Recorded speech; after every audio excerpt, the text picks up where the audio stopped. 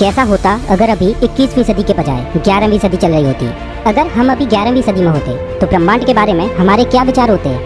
हमारे विचार होते कि धरती फ्लैट है। सूर्य, चंद्रमा और अन्य 5 ग्रह मरकरी, वीनस, मार्स, जुपिटर और सैटर्न सभी पृथ्वी के चारों ओर घूमते हैं। यहाँ तक कि आसमान में दिखने वाले तारे भी पृथ्वी की ही परिक्रमा करते हैं। कैसा था हमारा अभी से 1000 साल पहले अंतरिक्ष विज्ञान का ज्ञान? आज हम इस दुनिया के बारे में जो जानते हैं वो सब अभी से 1000 साल पहले के ज्ञान से बिल्कुल उलट है।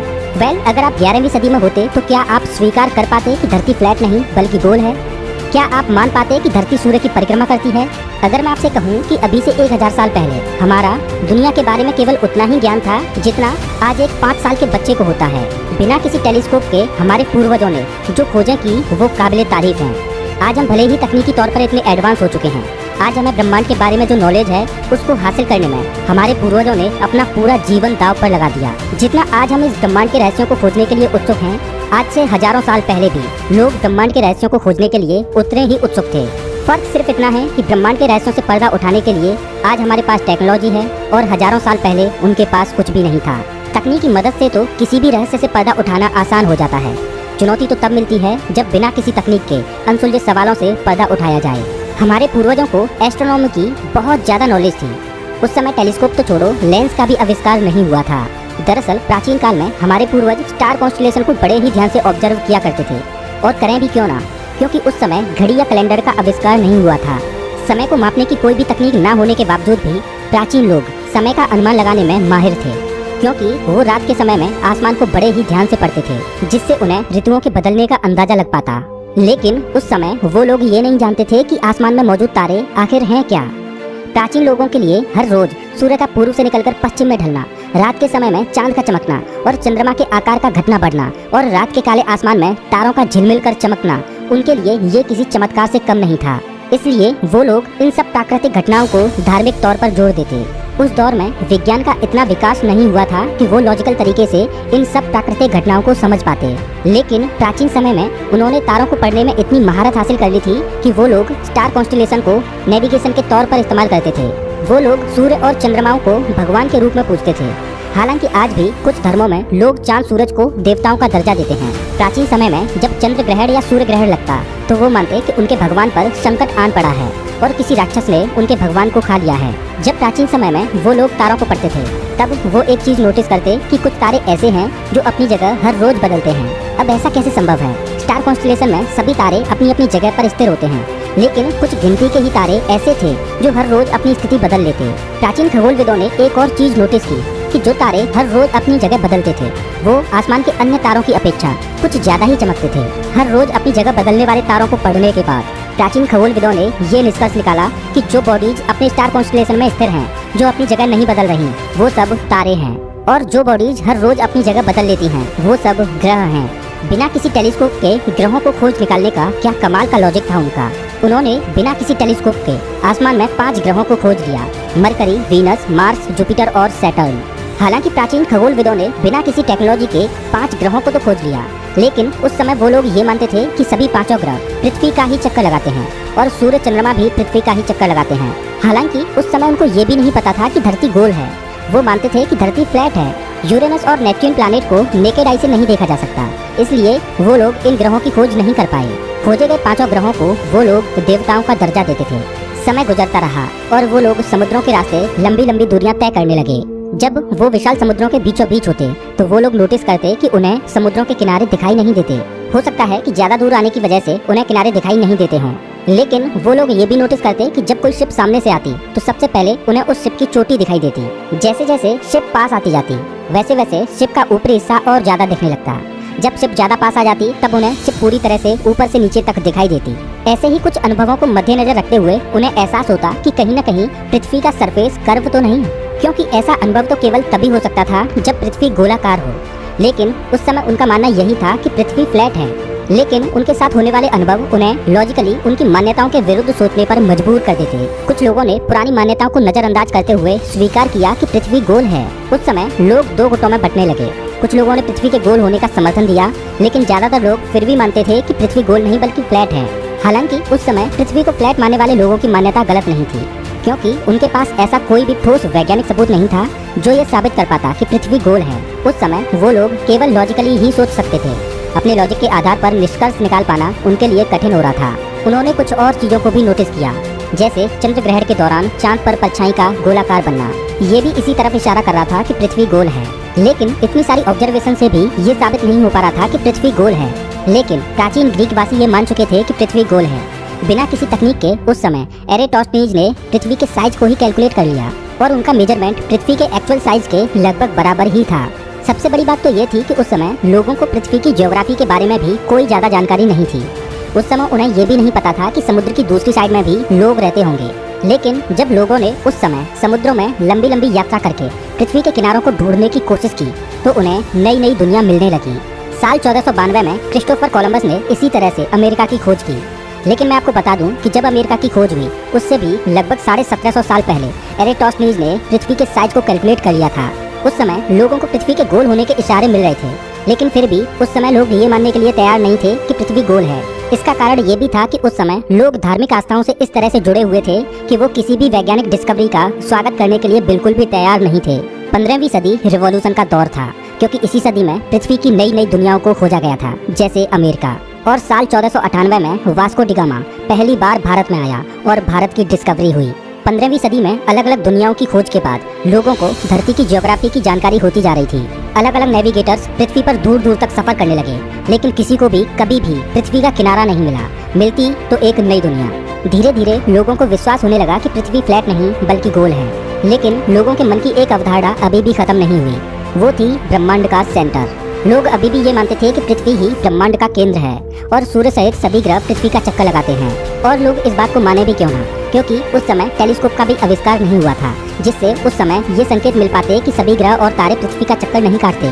15वीं सदी के शुरुआती दौर में निकोलस कोपरनिकस नामक एस्ट्रोनॉमर ने कई सालों तक आसमान को ऑब्जर्व किया। कई सालों की ऑब्जर्वेशन के बाद कोपरनिकस ने सोलर सिस्टम का एक मॉडल तैयार किया। उनके मॉडल में ब्रह्मांड का सेंटर पृथ्वी नहीं बल्कि सूर्य था और अन्य 5 ग्रहों की तरह पृथ्वी भी एक ग्रह है जो सूर्य के चारों ओर परिक्रमा करती है। उनके मॉडल में सूर्य, जुपिटर और सैटर्न को बड़ा दिखाया गया और तारों को अपनी अपनी जगह पर फिक्स्ड दिखाया गया। कोपरनिकस के द्वारा बनाया गया सोलर सिस्टम का ये मॉडल लोगों की सोच से बिल्कुल अलग था, क्योंकि जो लोग पृथ्वी को ब्रह्मांड का सेंटर मानते थे और पृथ्वी को स्टेशनरी ऑब्जेक्ट मानते थे, तो वो ये कैसे मान लेंगे कि वो लोग सदियों से जो मानते आ रहे हैं वो गलत है। वो ये कैसे मान सकते थे कि पृथ्वी रोटेट करती है। लोगों की मान्यता के हिसाब से कोपरनिकस का ये मॉडल स्वीकार करने के योग्य नहीं था और कोपरनिकस भी ये बात जानते थे कि लोग उनकी बातों पर विश्वास नहीं करेंगे। इस वजह से कोपरनिकस ने अपना मॉडल दुनिया के सामने प्रस्तुत ही नहीं किया। लेकिन कुछ सालों बाद दुनिया के डर का सामना करते हुए कोपरनिकस ने अपना वर्क लोगों के सामने रखा और लोगों को बताया कि उनकी ब्रह्मांड के बारे में जो सोच है वो गलत है। लेकिन जिस दिन कोपरनिकस ने अपना मॉडल प्रस्तुत किया उसी दिन कोपरनिकस की मौत हो गई। कोपरनिकस की मौत के बाद कुछ लोगों ने कोपरनिकस के मॉडल को सपोर्ट किया, तो ज्यादातर अभी भी इस वैज्ञानिक डिस्कवरी का स्वागत करने के लिए तैयार नहीं थे। यूँ तो इतिहास में बहुत से एस्ट्रोनॉमर्स ने अपना योगदान दिया, लेकिन एस्ट्रोनॉमी की दुनिया को 7वें आसमान पर पहुंचाने का काम गैलीलियो गैलीली ने किया। गैलीलियो वो महान वैज्ञानिक थे जिन्होंने विज्ञान के लिए पूरी जिंदगी संघर्ष किया। एक दिन जब गैलीलियो चर्च में प्रार्थना कर रहे थे, तब उन्होंने देखा कि चर्च में एक झूमर टंगा हुआ है जो हवा से हिल रहा था। गैलीलियो इस घटना को देखकर बड़े ही हैरान हुए, क्योंकि जब उन्होंने उस झूमर का गौर से परीक्षण किया तो पाया कि झूमर में जो दोलन हो रहे थे वो सभी एक ही बराबर समय में हो रहे थे। यानी दोलन की लंबाई बड़ी हो या छोटी, लेकिन हर दोलन को पूरा करने में बराबर समय लग रहा था। आपको बता दूं कि गैलीलियो के समय में घड़ी का आविष्कार नहीं हुआ था जिससे वो समय को माप सकते, लेकिन झूमर के दोलनों को कैलकुलेट करने के लिए गैलीलियो ने अपने हाथ की नब्ज का सहारा लिया। घर आकर गैलीलियो ने वही एक्सपेरिमेंट कई बार दोहराया, लेकिन हर बार रिजल्ट एक जैसा ही आ रहा था।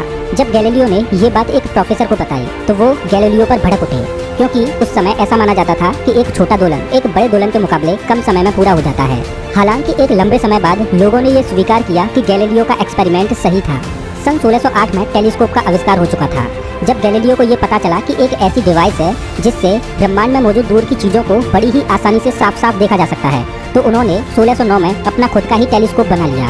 हालांकि उनका टेलीस्कोप बहुत छोटा था, लेकिन रात के समय में आसमान को देखने के लिए वो टेलीस्कोप पर्याप्त था।